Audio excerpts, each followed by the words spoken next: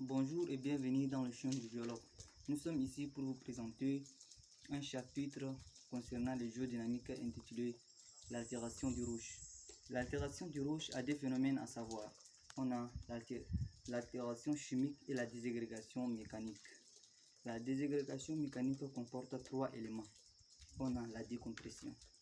Le roche métamorphique et le roche plutonique affleurent à la surface de la Terre et subissent une décompression suivant des points de faiblesse. On a la thermoclasie. La thermoclasie, elle est caractérisée par la variation des températures. Quand il fait jour, la température est plus élevée. Quand il fait jour, la température est plus élevée. Le minéraux qui constitue ces roches s'élargit. Et quand il fait jour, quand il fait nuit, ces minéraux s'apaisissent. Cela est dû à la variation des températures. Maintenant, on a la cryoclasie.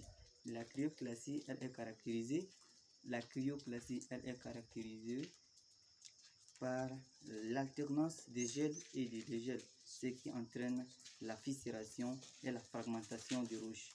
Maintenant, on a l'altération chimique. L'altération chimique, elle est caractérisée par trois éléments aussi. On a la bicialisation. En climat tempéré, l'altération est ménagée avec une évacuation de Na+, Mg D+, et MPD CaD+, mais K+ reste presque totalement. Dans le minéraux primaire non altéré, soit dans les argiles néoformées de type 1,1 et potassique. On a l'alitisation. Au moment de l'alitisation, les bases et la silice sont totalement évacuées. Et on a la monocialitisation. La monocialitisation, si le milieu du drainage est moins bon, une partie de la silice reste dans le milieu et se combine avec la limonite pour former les argiles de type 1,1 qui est la kaolinite. Ok, merci beaucoup.